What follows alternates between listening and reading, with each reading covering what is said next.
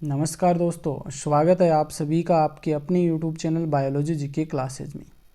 आज इस वीडियो में हम प्लांट मॉर्फोलॉजी यानी कि पादप आकारिकी के विषय में डिटेल से अध्ययन करेंगे। पादप आकारिकी में जड़, तना, पत्ती और पुष्प का अध्ययन किया जाता है। आज इस वीडियो में हम जड़, तना और पत्ती के विषय में डिटेल से अध्ययन करेंगे। नेक्स्ट वीडियो में हम पुष्प के विषय में बात करेंगे। यह वीडियो नीट, रीट और जितने भी कंपटीशन एग्ज़ाम हैं उन सभी के लिए बहुत ही महत्वपूर्ण है। और नीट और रीट में विशेषकर अलग से आपको ये टॉपिक दे रखा है प्लांट मॉर्फोलॉजी यानी कि पादप आकारिकी। तो रीट के लिए बहुत ही महत्वपूर्ण टॉपिक है।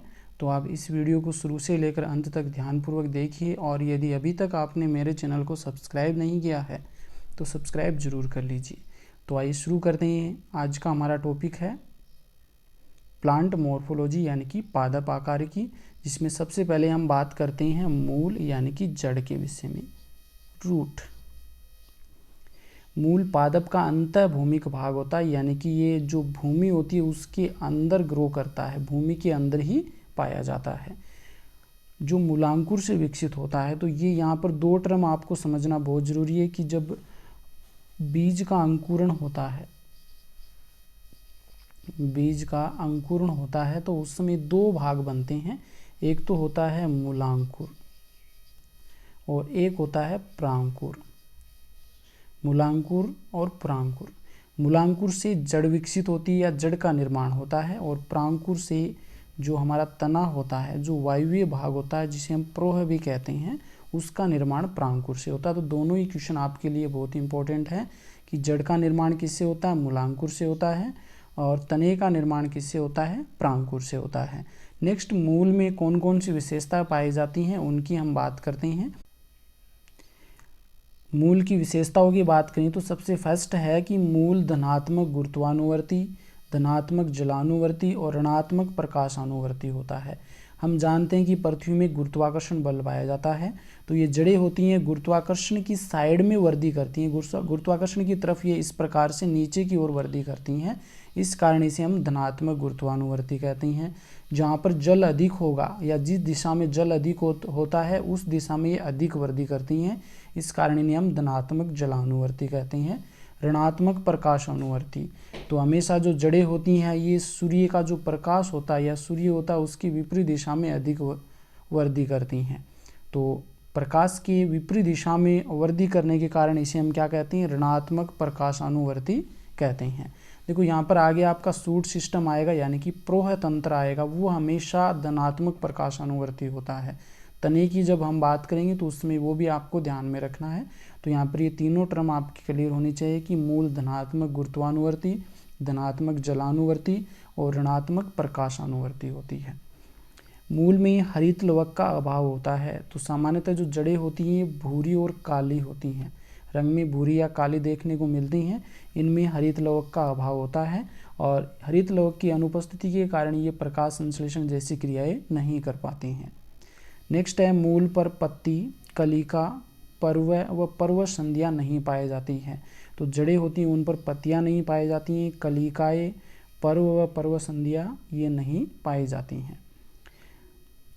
नेक्स्ट है बहुत ही इम्पोर्टेंट है और यहाँ से भी क्वेश्चन बनने की संभावना रहती है कि मूल पर एक कोशिकीय मूल रोम पाए जाते हैं।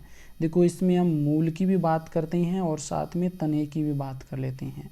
मूल में जो रोम होते हैं ये एक कोशिकीय रोम होते हैं, जबकि तने में जो रोम पाए जाते हैं ये बहुकोशिकीय होते हैं। ये आपको ध्यान में रखना है। मूल में जो रोम पाए जाते हैं वो एक कोशिकीय होते हैं और तने पर जो रोम होते हैं वो बहुकोशिकीय होते हैं। नेक्स्ट हम बात करते हैं मूल के क्षेत्र कौन कौन से होते हैं। जब जड़ की हम संरचना पढ़ते हैं तो जड़ में किस प्रकार के कौन कौन से क्षेत्र पाए जाते हैं, तो पहले इसको हम चित्र के द्वारा समझ लेते हैं। देखो यहाँ पर सबसे आगे की ओर जो ये वाला टोपीनुमा भाग आपको नजर आ रहा है, इसे हम कहते हैं मूल गोप या रूट कैप कहते हैं। ये क्या करती है, इसकी जस्ट ऊपर ही क्या पाया जाता है, विभज्योतकी क्षेत्र पाया जाता है, यानी कि विभज्योतक कोशिकाओं से बना हुआ क्षेत्र होता है जिसमें विभाजन करने की अत्यधिक क्षमता होती है। तो यहाँ पर जो क्षेत्र होता है इसमें जो विभज्योतकी कोशिकाएं होती हैं ये संख्याओं में वृद्धि करती है, विभाजन करके संख्याओं में वृद्धि करती हैं। और इस विभज्योतकी जो क्षेत्र होता है ये बहुत ही सॉफ्ट होता है और इसकी सुरक्षा के लिए होती है ये मूल गोप। इसके जस्ट ऊपर ही दीर्घीकरण क्षेत्र होता है, यानी कि इस क्षेत्र में जो कोशिकाएं पाई जाती हैं वो हमेशा कैसी होती हैं, लंबाई में वृद्धि करने वाली होती हैं। तो दीर्घीकरण क्षेत्र की जो कोशिकाएं होती हैं ये अपनी लंबाई में वृद्धि करती है, इलोंगेशन रीजन भी कहते हैं। इसके बाद में ये वाला जो क्षेत्र आता है यहाँ से यहाँ तक, ये परिपक्वन क्षेत्र होता है। इसमें जो कोशिकाएं पाई जाती हैं ये बहुत सारी आपस में मिलकर के विभेदीकरण की क्रिया के द्वारा ऊतकों का निर्माण कर लेती है, और इस पर बहुत सारे इस प्रकार से जो मूल रोम है ये पाए जाते हैं, जो कि आप चित्र में देख सकते हैं। और एक कोशिकीय होते हैं ये, और इनका मुख्य कार्य होता है जल व खनिज लवणों का अवशोषण करना। अब ये तो हमने चित्र के द्वारा अच्छे से समझ लिया। अब बात कर लेते हैं कि मूल गोप या रूट कैप। मूल शीर्ष पर एक टोपीनुमा संरचना होती है जिसे मूल गोप कहते हैं। ये मूल वर्धी क्षेत्र को सुरक्षा प्रदान करती है। नेक्स्ट है कोशिका विभाजन क्षेत्र या सेल डिवीजन रीजन। तो इसमें क्या हो जाता है कि विभज्योत की कोशिकाएं पाई जाती है या मेरिस्टेमेटिक सेल्स पाई जाती हैं, और ये क्या करती है, लगातार विभाजन करके नई नई कोशिकाओं का निर्माण करती है, यानी कि लगातार कोशिकाओं की संख्या में वृद्धि है वो विभज्योत की क्षेत्र में होता है। नेक्स्ट हम बात करते हैं दीर्घीकरण क्षेत्र। तो इसमें जो कोशिकाएं पाई जाती हैं ये क्या करती हैं, लंबाई में वृद्धि करती हैं। तो कोशिका विभाजन क्षेत्र के ऊपर 2 से 7 सेंटीमीटर लंबा दीर्घीकरण क्षेत्र होता है। इसकी कोशिकाएं मूल की लंबाई में वृद्धि करती है। दीर्घीकरण क्षेत्र में जितने भी सेल्स पाए जाते हैं ये सभी सेल्स अपनी लंबाई में वृद्धि करती हैं, इसे हम इलोंगेशन रीजन भी कहते हैं। नेक्स्ट है परिपक्वन रीजन। इसकी लंबाई में वृद्धि होने के बाद जो ऊपर वाला रीजन आता है परिपक्वन क्षेत्र, या इसे हम मैच्योरेशन रीजन भी कहा जाता है। इस क्षेत्र में मूल रोम पाए जाते हैं और इसकी कोशिकाएं परिपक्वन व विभेदीकरण द्वारा उत्तक बना लेती है। ये अभी हमने पीछे बात की थी कि इन कोशिकाओं में परिपक्वता आ जाती है या परिपक्वता आ जाती है, जिसके कारण ये कोशिकाएं क्या करती हैं, बहुत सारी कोशिकाएं मिलकर के समूह में एकत्रित होकर के ऊतकों का निर्माण करने लग जाती हैं। इसमें मूल रोम पाए जाते हैं और इन मूल रोम का मुख्य कार्य होता है जल व खनिज लवणों का अवशोषण करना। बहुत ही इम्पोर्टेंट है, ये क्वेश्चन बहुत बार आ जाता है कि पादप जड़ का वह कौन सा भाग है जिससे जल व खनिज लवणों का अवशोषण होता है, तो वो कौन सा होता है, परिपक्वन क्षेत्र। नेक्स्ट हम बात करते हैं कि मूल के कितने या कौन कौन से प्रकार होते हैं। सबसे पहला प्रकार आता है मूसला मूल तंत्र, इसके बाद में दूसरा जकड़ा मूल या जिसे हम रेशेदार मूल भी कहते हैं, और तीसरा आ जाएगा अपस्थानिक मूल। तो मूसला मूल तंत्र या इसे ये टॉप नहीं है, टेप रूट है, टेप रूट सिस्टम, मूसला मूल तंत्र। तो बीज में मूलांकुर वृद्धि करके प्राथमिक मूल बनाता है और प्राथमिक मूल से द्वितीयक मूल और फिर तृतीयक मूल निकलती है। प्राथमिक मूल व शाखाएं मिलकर के मूसला मूल तंत्र बनाती है। तो इसको हम एक बार समझ लेते हैं। जैसे ये मान लीजिए यहाँ से कोई मूल निकली है ये, तो इसे हम क्या कहते हैं, प्राथमिक मूल कहते हैं। और इसी से बहुत सारी ऐसे शाखाएं निकल जाती हैं और ये जो शाखाएं होती हैं ये द्वितीयक मूल कहलाती हैं। और इन्हीं शाखाओं से फिर और शाखाएं निकल जाती हैं आगे और इन्हें हम कहते हैं तृतीयक मूल। और ये सभी मूलें प्राथमिक, द्वितीयक और तृतीयक तीनों प्रकार की मूलें मिलकर के क्या बनाती हैं, मूसला मूल तंत्र बनाती है। यहाँ पे आप इस चित्र में भी देख सकते हैं कि मध्य में एक बड़ी आपको मूल दिखाई दे रही है जो कि प्राथमिक मूल है और इससे बहुत सारी ऐसे शाखाएं निकली हुई हैं, इन्हें हम द्वितीयक मूल कहते हैं। और द्वितीयक मूल से भी आगे बहुत सारे शाखाएं निकलती हैं जिन्हें तृतीयक मूल कहते हैं। और ये सभी मिलकर के क्या बनाती हैं, मूसला मूल तंत्र बनाते हैं। अब यहाँ से जो क्वेश्चन लगातार सामान्यतः जो आते हैं वो कहाँ से आते हैं कि मूसला मूल तंत्र के एग्जाम्पल पूछ लिए जाते हैं कि टेप रूट सिस्टम वो किस में पाया जाता है। तो जितने भी द्विबीजपत्री पादप हैं उन सभी में मूसला मूल तंत्र पाया जाता है। जैसे एग्जाम्पल है यहाँ पर आम, नीम, टमाटर, सरसों, चना, ये सभी क्या हैं, द्विबीजपत्री पादप हैं और इन सभी में मूसला मूल तंत्र पाया जाता है। तो इसके एग्जाम्पल से बहुत बार क्वेश्चन पूछ लिया जाता है, तो इनको एग्जाम्पल आपको अच्छे से ध्यान में रखना है। नेक्स्ट दूसरे प्रकार की जो मूल आती है वो है जकड़ा मूल तंत्र या इसे हम फाइब्रस रूट भी कहते हैं या रेशेदार मूल भी कहा जाता है। इस प्रकार की मूल में प्राथमिक मूल अल्पजीवी होती है और इसके स्थान पर अनेक पतले जड़ें निकलती हैं जिन्हें जकड़ा मूल है, गलत लिखा हुआ, जकड़ा मूल व रेशेदार मूल कहते हैं। देखो इसमें होता क्या है, एक बार दोनों का ही चित्र बना लेते हैं। ये अभी हमने पीछे पढ़ी थी कौन सी, मूसला मूल, जिसमें मैन मूल जो होती है प्राथमिक मूल वो जीवित रहती है, जबकि जकड़ा मूल तंत्र होता है इसमें ये वाली मूल हो जाती है हासित, और इससे यहाँ से फिर और अन्य मूल निकलनी स्टार्ट हो जाती है। तो जो प्राथमिक मूल जो होती है ये अल्पजीवी होती है और इसके साइड से बहुत सारी ऐसे रेशेदार मूल निकल करके आ जाती है। ये मिल करके क्या बनाती है, जकड़ा मूल तंत्र बनाती है।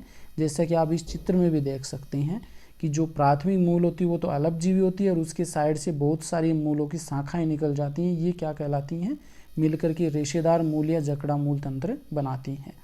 अब ये पाया किस में जाता है, तो जितने भी एक बीजपत्री पादप हैं उन सभी में जकड़ा मूल तंत्र होता है या जकड़ा मूल पाए जाती है या रेशेदार मूल पाई जाती है। जैसे गेहूँ, बाजरा, मक्का, ज्वार, इन सभी में जकड़ा मूल तंत्र या फाइब्रस रूट सिस्टम पाया जाता है। नेक्स्ट तीसरे प्रकार की जो मूल आती है वो है अपस्थानिक या एडवेंटिटस मूल। ये अपस्थानिक है, अपस्थानिक मूल तंत्र या एडवेंटिटस रूट सिस्टम। इस प्रकार का जो मूल सिस्टम होता है इसमें होता क्या कि जो मूलांकुर होता है इसके अलावा पादप के किसी अन्य भाग से ये जड़ें निकलती हैं। यानी मूलांकुर को छोड़ करके पादप के किसी अन्य भाग से जब जड़ें निकलती हैं तो इस प्रकार की जड़ें कहलाती है अपस्थानिक मूल। जैसे हम एग्जाम्पल यहाँ पर आप देख सकते हैं, ये वाली इसके ऊपर वाले भाग से हैं बहुत सारी जड़ें निकली हुई हैं। जैसे हम बरगद का भी एग्जाम्पल ले सकते हैं। ये मान लीजिए बरगद का पेड़ है और इसकी ये शाखाएं जो होती हैं यहाँ से बहुत सारी जो जड़ें हैं निकल जाती हैं और ये नीचे ज़मीन में धंस करके इस बरगद को सहारा प्रदान करती हैं। तो बरगद में भी इस प्रकार की जड़ें पाई जाती हैं।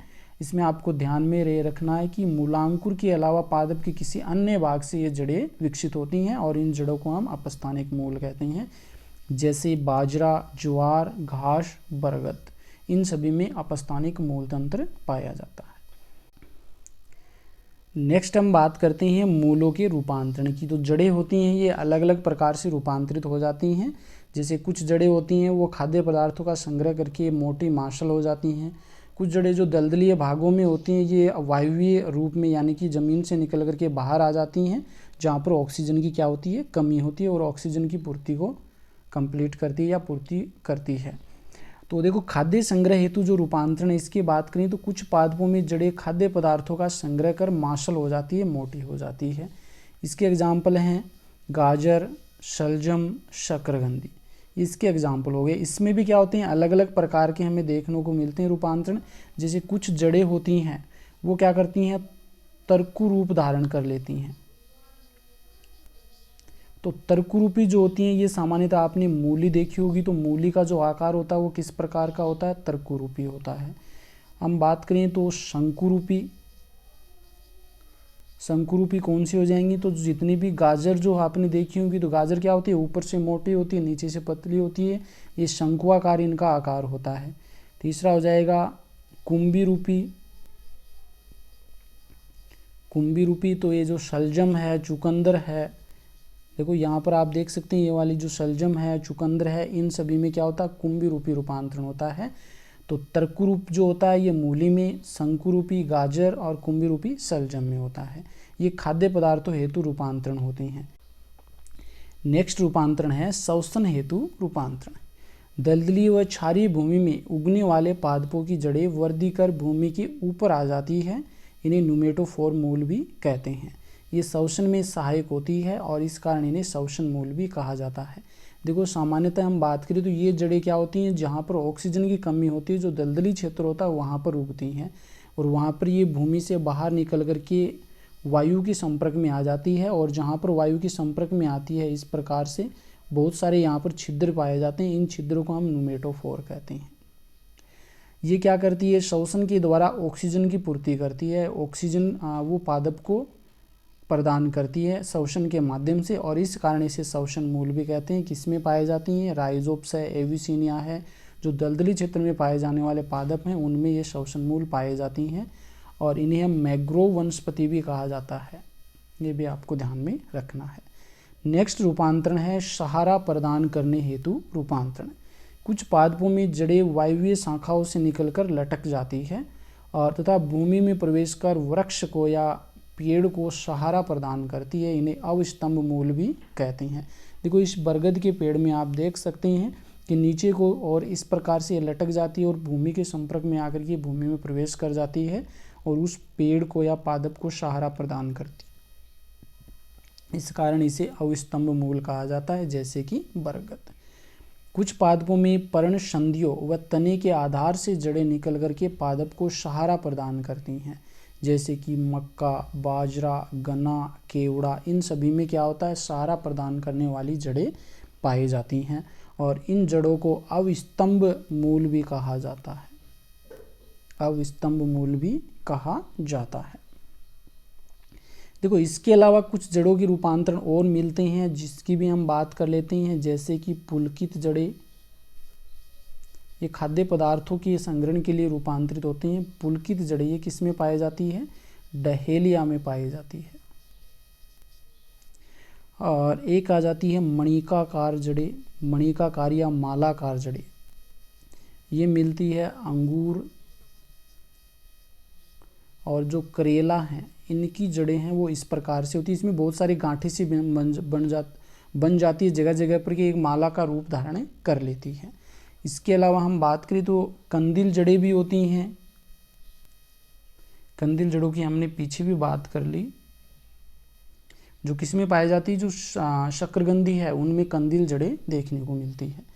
इसके बाद में आती हैं मूल के जो इम्पोर्टेंट कार्य हैं वो कौन कौन से हैं। तो मूल का मुख्य कार्य है भूमि से जल व खनिज लवणों का अवशोषण करना। सबसे महत्वपूर्ण कार्य यही होता है कि जो मूल रोम पाए जाते हैं उनकी सहायता से भूमि से जल व खनिज लवणों का अवशोषण करना।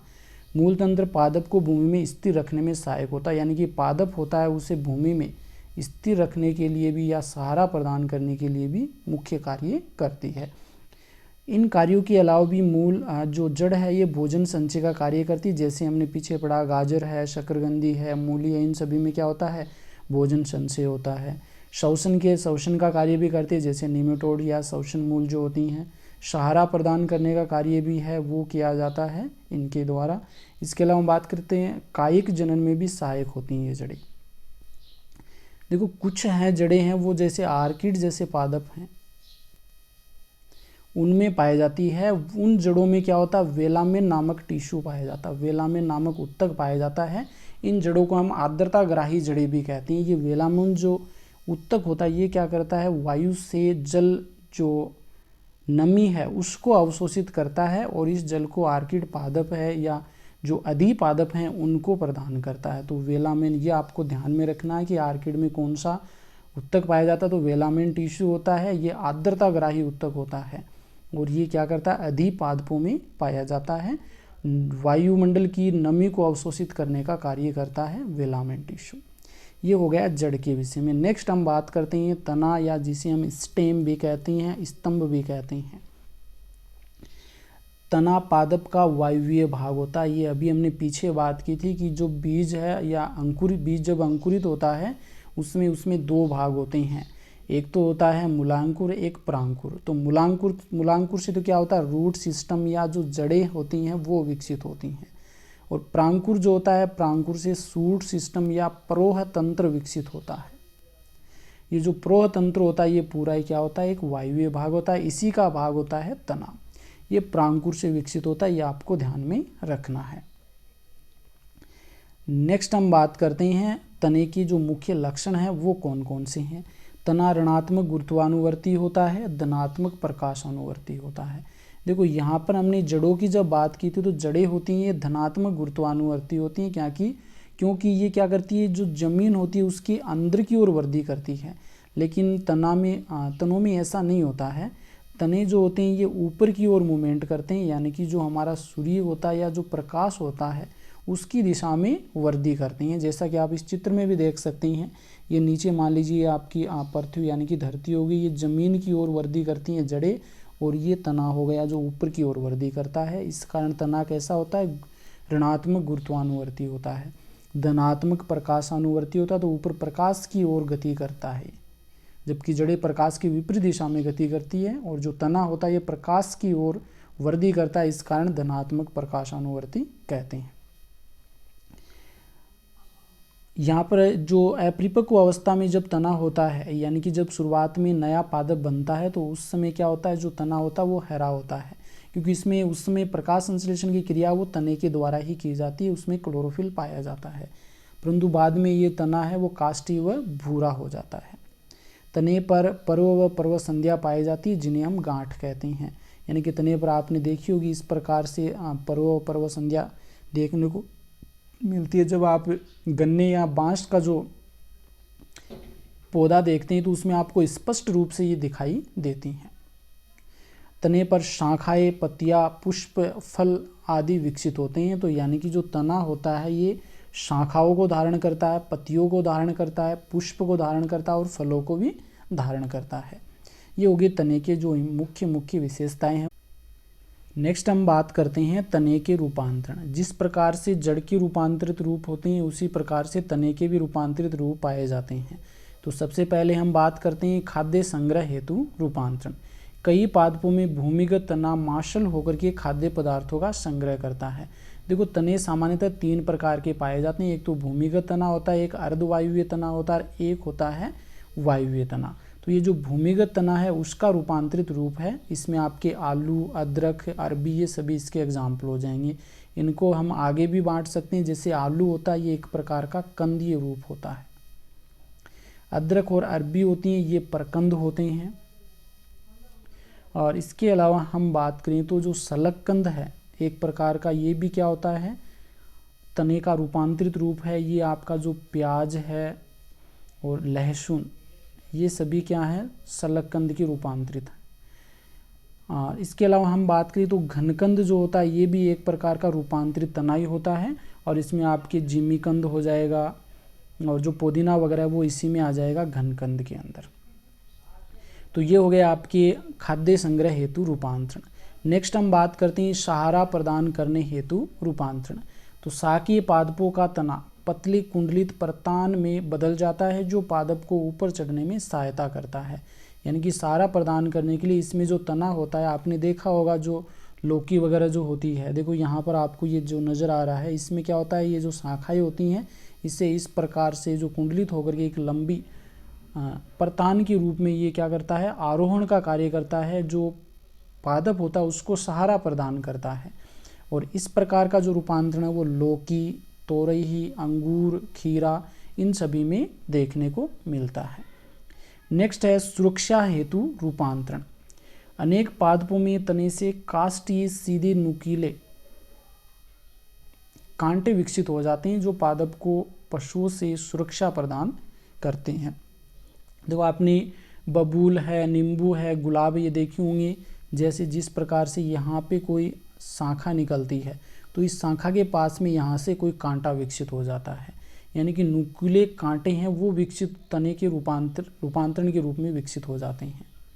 जैसे नींबू हो गया, बबूल है, गुलाब है, बोगनविलिया, गुलाब तो आपने देखा होगा इस प्रकार से जो होता है। तो जैसे हम ये लेके आते तो इसमें इस प्रकार से बहुत सारे कांटे निकले रहते हैं। तो ये कांटे क्या हैं, एक प्रकार के तने के रूपांतरित रूप होते हैं। इसके एग्जाम्पल आपको ध्यान में रखने कि बबूल, नींबू, गुलाब, बोगनविलिया इन सभी में सुरक्षा हेतु कांटों के रूप में रूपांतरित हो जाता है। प्रकाश संश्लेषण हेतु रूपांतरण। अनेक मरुस्थलीय पादपों में तना चपटा, गद्देदार, हरी संरचना में रूपांतरित हो जाता है। इसमें पर्णहरित पाया जाता है, जो प्रकाश संश्लेषण कर भोजन बनाता है। देखो आपने नागफनी का पादप देखा होगा, जो आप चित्र में भी देख सकते हैं। इसमें क्या होता है, जो तना होता है ये हरे रंग का होता है, इसमें क्लोरोफिल या जो पर्णहरित होता है वो पाया जाता है, जिस कारण इसका रंग हरा होता है। ये चपटा और गद्देदार हो जाता है, चौड़ा हो जाता है, बहुत ज़्यादा चौड़ा हो जाता है, और ये प्रकाश संश्लेषण का कार्य करता है। जैसे नागफनी व यूफोर्बिया जो होती हैं इनमें इस प्रकार का जो रूपांतरण है वो देखने को मिलता है। तो ये आपको ध्यान में रखना कि प्रकाश संश्लेषण हेतु रूपांतरण है वो कौन से पादपों में होता है। तो नागफनी और जो यूफोर्बिया है इनमें पादप का जो तना है वो चपटा व गद्देदार हो जाता है, और ये रूपांतरित होकर के इसमें पर्णहरित भी पाया जाता है और प्रकाश संश्लेषण कर भोजन का निर्माण करता है। इसमें जो पत्तियां होती हैं ये क्या करती है, कांटों के रूप में विकसित होती हैं या कांटों के रूप में रूपांतरित हो जाती हैं। इस कारण से तना इसमें क्या करता है, प्रकाश संश्लेषण का कार्य करता है। नेक्स्ट हम बात करते हैं कायिक जनन हेतु रूपांतरण। तो कुछ पादपों में भूमिगत तना पौधे के नष्ट होने पर नए पौधे बनाते हैं।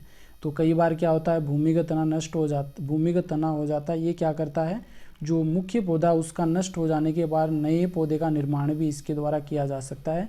जैसे कुछ पादप होते हैं उनको तोड़ करके हम दूसरे स्थान पर लगाते हैं तो वहाँ पर जो नए पौधे का निर्माण किया जा सकता है। तो कायिक जनन हेतु भी जो भूमिगत तना है उसका उपयोग किया जा सकता है। जैसे घास है, स्ट्रॉबेरी है, इसमें ऐसा देखने को मिलता है। सामान्यतः हम देखते भी हैं, जैसे शीशम वगैरह, इनकी डालियाँ हम काट करके क्या करते हैं, नीचे ज़मीन में लगाते हैं और नए पादप विकसित हो जाता है जिससे। तो ये कायिक जनन में के रूपांतरण हेतु भी उपयोगी होते हैं। इसके अतिरिक्त कई पादपों में तने में उपस्थित पर्वसंधियों से नई जड़ें विकसित हो जाती है जो नया पादप बनाने में सक्षम होती है। जैसे कि पुदीना, चमेली, गन्ना, पिस्टिया, गुलदाउदी, ये इसके एग्जाम्पल हैं, जिनमें क्या होता है, कुछ जो संधियाँ होती हैं तने पर, उन संधियों से, पर्व संधियों से जड़ें विकसित हो जाती हैं और जो नए पादप बनाने में सक्षम होती हैं। जैसे आपका दूब घास वगैरह में भी ये देखने को मिलता है, नए पादप निर्माण क्रिया। ये हो गए आपके तने के रूपांतरण। नेक्स्ट है जो कि बहुत ही महत्वपूर्ण है, तने के कार्य। शाखाओं, पत्तियों, पुष्प व फलों को धारण करती हैं। ये तना जो होता है ये शाखाओं को, पत्तियों को, पुष्प, फलों को धारण करता है। यह जल, खनिज, लवण व खाद्य पदार्थों का सेवन भी करता है। जैसे हमने पीछे बात की थी कि जड़ें जो सामान्यतः होती हैं, जल व खनिज लवण इनका क्या कर लेता है, अवशोषण करती हैं। तो अवशोषण के बाद इन्हें जल व खनिज लवण को पत्तियों तक पहुंचाना भी बहुत ही आवश्यक होता है। तो इनको पत्तियों तक पहुंचाने का कार्य तने के द्वारा होता है। और पत्तियों में जो खाद्य पदार्थ बनता है, उन खाद्य पदार्थों को पादपों के अन्य भागों तक पहुँचाना भी आवश्यक होता है। और ये कार्य भी किसके द्वारा किया जाता है, तने के द्वारा किया जाता है। विशेष परिस्थितियों में भोजन का संचय, यानी कि पीछे हमने रूपांतरण के रूप में पढ़ा है कि कुछ ऐसे तने के रूपांतरण होते हैं जिनमें भोजन का संचय भी हो जाता है। प्रकाश संश्लेषण हेतु रूपांतरित हो जाता है, जैसे नागफनी वगैरह में। सुरक्षा व सहारा प्रदान करने हेतु भी इनमें रूपांतरण पाया जाता है। नेक्स्ट हम बात करते हैं पर्ण या पत्ती की। पर्ण, पत्ती या लिफ बोल सकते हैं इन्हें। पर्ण स्तंभ व शाखा की पार्श्व अतिवर्धी है। यह चपटी व फैली हुई पर्वसंधि पर विकसित होती है। यह अग्राभिसारी क्रम में व्यवस्थित होती है, यानी कि ऊपर की ओर लगती हुई जाती है।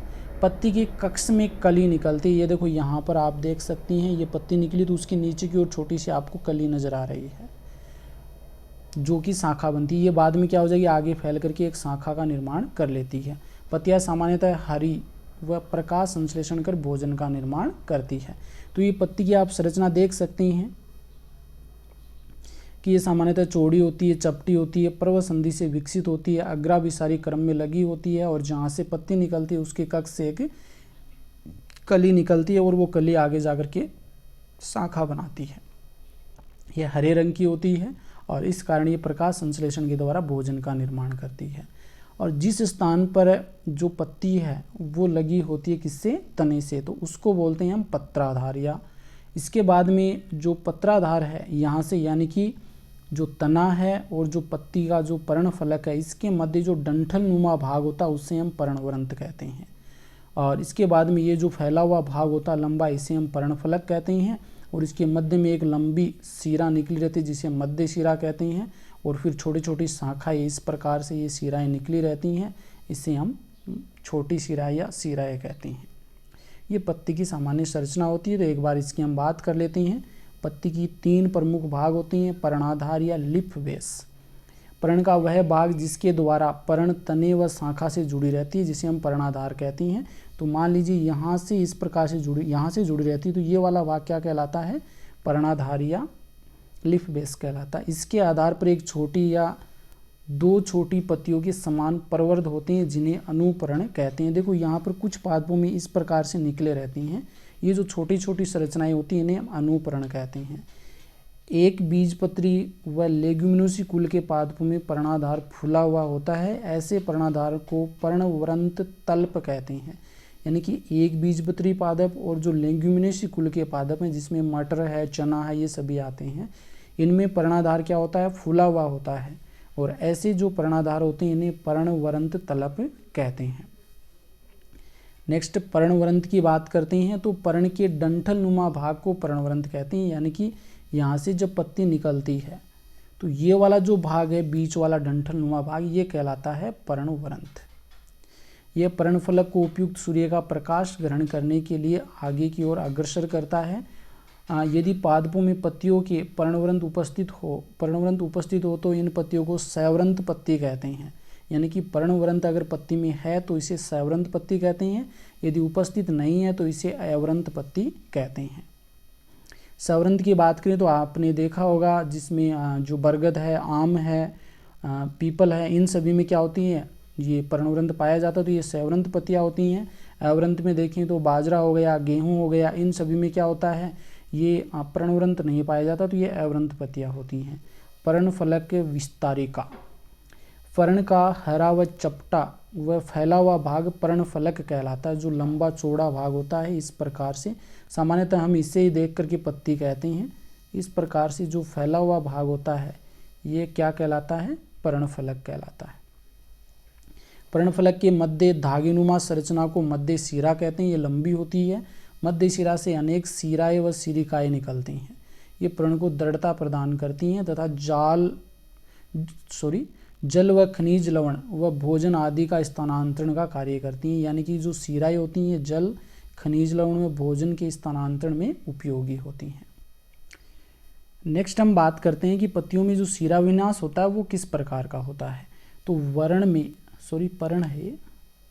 पर्ण में शिराओं व शिरिकाओं के विन्यास को शिरा विन्यास कहते हैं, कि पत्ती जो होती है उसमें शिरा और शिरिकाओं के जो विन्यास होता है उसे हम शिरा विन्यास कहते हैं। ये दो प्रकार का होता है। इसको एक बार हम चित्र के द्वारा समझ लेते हैं कि मान लीजिए ये कोई पत्ती है,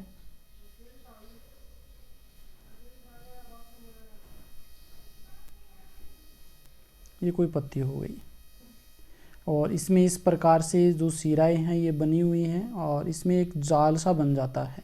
तो इस प्रकार का जो शिरा विन्यास है ये कहलाता है जालिकावत शिरा विन्यास। जो हम सामान्यतः बात करें जो जीवबीजपत्री पादप है जैसे कि आम हो गया, पीपल हो गया, इन सभी में इस प्रकार का शिरा विन्यास देखने को मिलता है।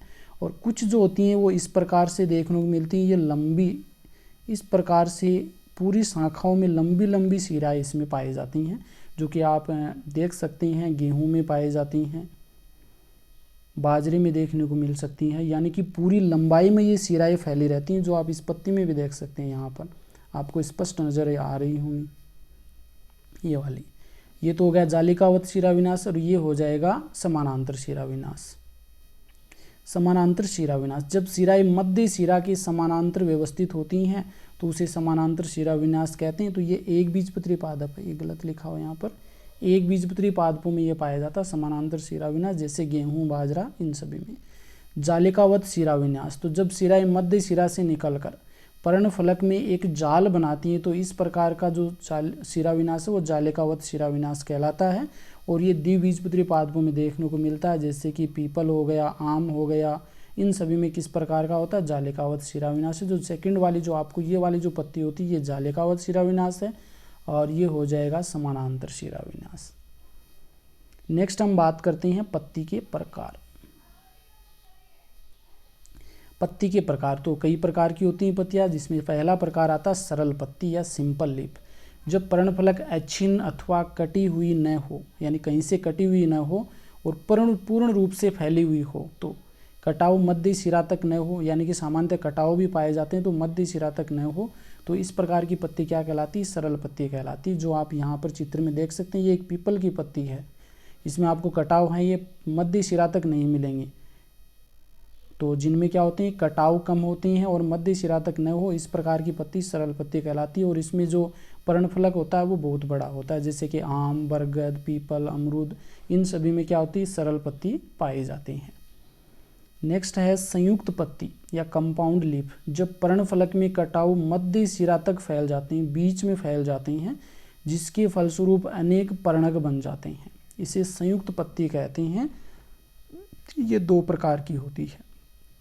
पिच्छाकार संयुक्त पत्ती, इस प्रकार की पत्ती में अनेक पर्णक एक मध्य शिरा पर स्थित होते हैं, जैसे कि नीम। देखो इस पत्ती में देख ये वाले आपको नजर आ रहे हैं बहुत सारे, ये क्या होती हैं, पर्णफलक होते हैं। तो बहुत सारे इसमें पर्णफलक बन जाते हैं जो एक मध्य सिरा पर व्यवस्थित होते हैं, इस बीच में व्यवस्थित होते हैं। तो पिच्छाकार संयुक्त जो पत्ती होती है वो किस में पाई जाती है, नीम में पाई जाती है। इसके अलावा जो बबूल है, जो आपकी खेजड़ी है, इसमें भी इसी प्रकार का होता है पिच्छाकार संयुक्त पत्ती। बहुत सारी पत्तियाँ इसमें होती हैं।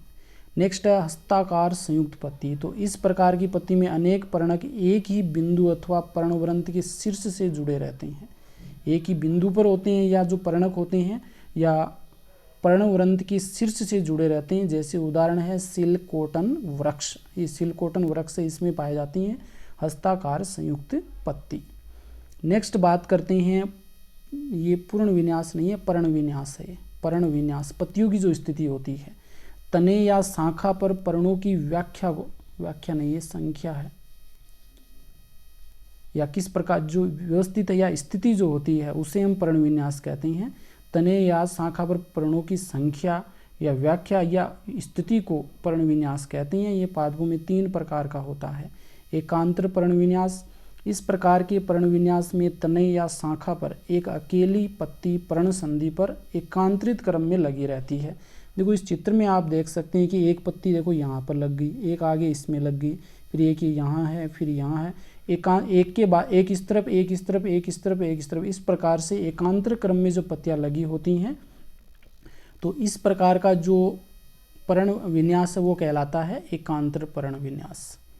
और ये गेहूँ, गुड़हल, सरसों, सूरजमुखी, इन सभी में एकांतर पर्ण विन्यास पाया जाता है। नेक्स्ट है सम्मुख पर्ण विन्यास। इसमें क्या होता है, एक दूसरे के आमने सामने पत्तियां होती हैं। इस प्रकार के पर्ण विन्यास में प्रत्येक पर्वत संधि पर एक जोड़ी पत्तियां आमने सामने लगी रहती है। देखो यहाँ पर इधर भी होती है, इधर भी होती है। आपने आक का, केलोट्रोपिस का जो पेड़ देखा होगा, उसमें जो पत्तियां होती हैं इस प्रकार से आमने सामने लगी होती हैं। तो इस प्रकार का जो पर्ण विन्यास है वो कौन सा होता है, सम्मुख पर्ण विन्यास है। और इसमें एग्जाम्पल हो जाएंगे अमरूद, केलोट्रोपिस यानी कि जो आक होता है उसमें। नेक्स्ट हम बात करते हैं चक्रदार पर्ण विन्यास या चक्राकार पर्ण विन्यास। यदि एक ही पर्ण नहीं है, पर्वत संधि है, एक ही पर्वत संधि पर 2 या 2 से अधिक पत्तियां चक्र में व्यवस्थित हो तो उसे चक्रदार पर्ण विन्यास कहते हैं। मान लीजिए यहाँ पर भी ये पत्ती, यहाँ, इस प्रकार से अगर पत्तियां व्यवस्थित होती हैं तो इस प्रकार का जो पर्ण विन्यास है वो कहलाता है चक्रदार पर्ण विन्यास। जो यहाँ पर आप चित्र में देख सकती हैं, ये वाला जो होता है ये चक्रदार पर्ण विन्यास है। ये कनेर, एल्सोटीनियम, ये इसके एग्जाम्पल हो जाएंगे। नेक्स्ट है पत्ती के रूपांतरण। पत्ती के रूपांतरण कौन कौन से हैं उनकी हम बात कर लेते हैं। पहला है खाद्य संचय हेतु रूपांतरण। तो कुछ पादपों की पत्तियां भोजन संचय का कार्य करती है, भोजन संचय करके रूपांतरित हो जाती है। जैसे कि प्याज, लहसुन, इसमें क्या होता है, खाद्य संचय करके रूपांतरित होकर के ये मोटी मांसल हो जाती हैं। नेक्स्ट है सहारा प्रदान करने हेतु रूपांतरण। शाकीय पादपों की पत्तियां सहारा प्रदान करने हेतु परतान में बदल जाती है। जैसे कि मटर का पादप देखा होगा आपने, और यहाँ पर भी देख सकते हैं। देखो इसमें इस प्रकार से ये परतान निकले रहती हैं और ये आगे घुंडीदार होकर के जो कोई भी इसे सहारा, कोई भी जो ठोस सतह मिलती है उससे चिपक जाते हैं और पादप को क्या करते हैं, सहारा प्रदान करते हैं। तो सहारा प्रदान करने वाले रूपांतरण की बात करें तो इसमें जो मटर होता है उसमें पत्तियां रूपांतरित होकर के परतान का रूप बना लेती है और ये आगे आरोहण का कार्य करती है।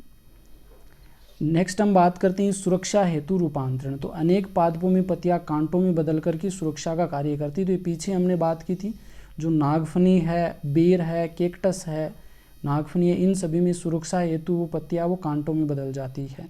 तो इसमें आप देख सकते हैं यहाँ पर जो तना है उसके ऊपर बहुत सारे ऐसे कांटों के रूप में पत्तियों का रूपांतरण होता है जो कि सुरक्षा प्रदान करती है। नेक्स्ट है प्रणाब वृंत में रूपांतरण। प्रणाब वृंत, तो कुछ पादपों की पत्तियों का पर्णवृंत पत्ती की समान हरी संरचना में बदल जाता है। यानी कि इसमें जो पर्णवृंत होता है वो रूपांतरित होता है और वो पत्ती की समान हरी संरचना में बदल जाता है तथा प्रकाश संश्लेषण कर भोजन का निर्माण करता है। आपने कैर देखा होगा, जो बहुत बड़े जोड़ वगैरह होती हैं उनमें कैर है वो पूरा ही ग्रीन ग्रीन नज़र आता है। उसमें देखने पर हमें पता चलता है कि इसमें पत्तियाँ होती नहीं है, लेकिन पत्तियाँ किस में बदल जाती है, इसमें प्रणाब वृंत में बदल जाती है। जो पर्णवृंत होता है ये पत्ती के समान हरी संरचना में बदल जाता है और फिर प्रकाश संश्लेषण का कार्य भी इसके द्वारा ही किया जाता है। जैसे ऑस्ट्रेलियन अकेसिया, ये अकेनिया नहीं है, अकेसिया, ऑस्ट्रेलियन अकेसिया। कैर हो गई, इनमें क्या होता है, प्रणाभ वृंत में रूपांतरण पाया जाता है। नेक्स्ट है घट रूपांतरण, जो कि बहुत इंपॉर्टेंट है, यहाँ से बहुत बार क्वेश्चन पूछा जाता है। घट रूपांतरण, कुछ पादपों में पत्तियों का पर्णफलक घट में तथा पर्णफलक तो किस में बदल जाता है, घड़े, घट यानी कि घड़े जैसी आकृति घट में बदल जाता है।